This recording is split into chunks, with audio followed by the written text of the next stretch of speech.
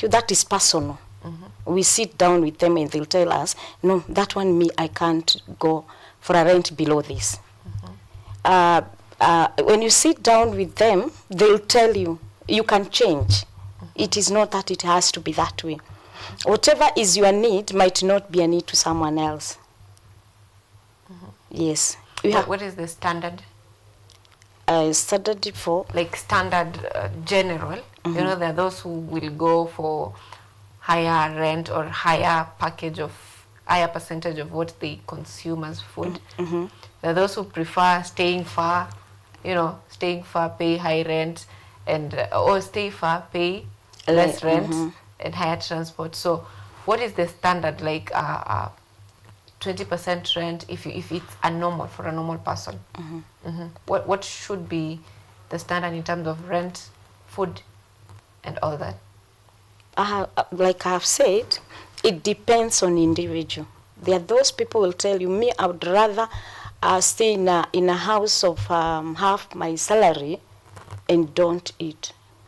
They'll tell you that, especially the young people. They'll tell you that I'd rather live in this area and I don't have a car. And those people will tell you, I want to live outside Nairobi, outside in a suburb, but then I'll have a car. So why am I saying this? It is individual. Finances is individual. Money is individual. But generally, like I have said, it has to be 50, 30, 20. But we can change. It is not cast on stone that it has to be that way. It's changed based on personal interest and based on your income and all that. So when it comes to you deal with different clients, what is the biggest age group that you deal with? Which age group require advices mostly, or which age group do you handle most? 40 to 50, 50 and above, 40 to 50.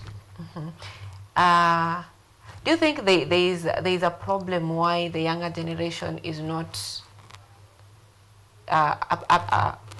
receiving or willing to get mentors? Do you think there is a problem with that, or something that makes them not want to have mentors when it comes to, or advisors when it comes to their budgeting their income? I think there is a gap between the young people and the other generation. And do you attribute it to any reason? Do you find a reason why that is happening? I think the young people, the way they were brought up, it depends on how they were brought up. I can say there are those young people, not all ethnic group, because there are those people, they were taught on how to do the budget when they were young. And then, sorry to say this, I'm a mother, but it's like we pamper so much our kids, the young generation.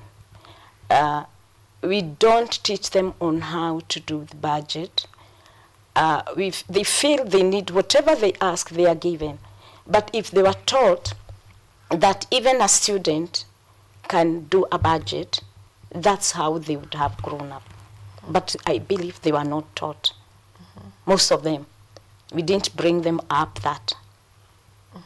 Yes. So what as a mother also, at what age do you think someone needs to begin learning about this budgeting, and how well can parents do that?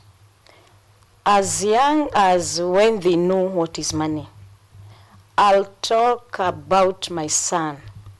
I started teaching him on how to do the budget as young as grade 1. I used to call it class 1. I could teach him on how to put aside every day 20 shillings. And that 20 shillings in a month, that is 600.